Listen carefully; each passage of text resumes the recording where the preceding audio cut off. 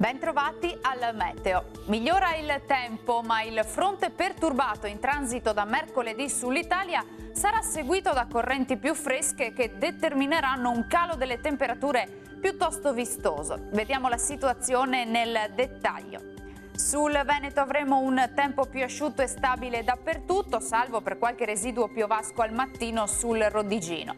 Sarà di nuovo il sole a prevalere e il cielo si presenterà sereno o al massimo poco nuvoloso.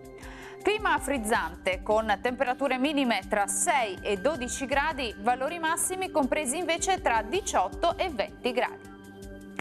Anche sul Friuli Venezia Giulia poi torna il bel tempo, sarà infatti una giornata soleggiata su tutti i settori, ma anche in questo caso le temperature saranno in lieve calo, le minime saranno comprese tra 10 e 15 gradi, le massime tra i 18 e i 19 gradi.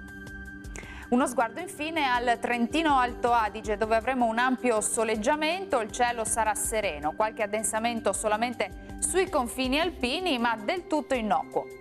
Temperature in diminuzione, minime sui 9 gradi, massime tra 20 e 21 gradi circa. Bene, dal meteo di Antenna 3 per ora è tutto. Arrivederci.